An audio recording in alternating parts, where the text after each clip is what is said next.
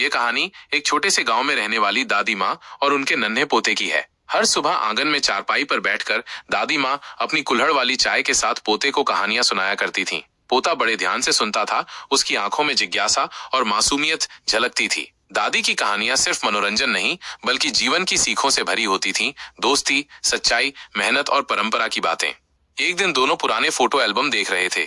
दादी की आंखों में पुरानी यादें उमड़ आईं और पोता उत्सुकता से तस्वीरों की कहानी पूछता रहा। हर तस्वीर एक नई कहानी थी, एक नया अनुभव। दादी ने उसे अपने बचपन की शरारतें, गांव के त्योहार और उन लोगों के किस्से सुनाए जो अब सिर्फ यादों में थे। पोता मंत्रमुग्ध होकर सुनता रहा, मानो वो भी दादी के अतीत का हिस्सा बन गया हो।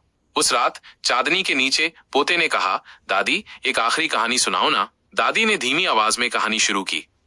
ये उनके जीवन की एक ऐसी कहानी थी जिसमें उन्होंने अपनी सबसे बड़ी सीख साझा की थी, प्रेम और क्षमा की। जैसे जैसे कहानी आगे बढ़ी, उनकी आवाज धीमी होती गई और धीरे धीरे शब्द मौन में घुल गए। वो कहानी दादी की जिंदगी की आखिरी कहानी बन गई। सुबह आंगन में सन्नाटा था, चारपाई अब खाली थी और पोता दादी की चादर पकड़कर बैठा था। उसकी आंखों में आंसू थे, पर उन आंसुओं के साथ एक मुस्कान भी थी, क्योंकि कहानियां भले ही थम गई हों, पर दादी की यादें अब हर सुबह उसके साथ थीं, एक अमिट विरासत बनकर जो उसे जीवन भर राह दिखाती रहेगी। दादी का प्रेम और उनकी सीखें अब उसकी सांसों में और उसकी हर चाल में जीवित थीं।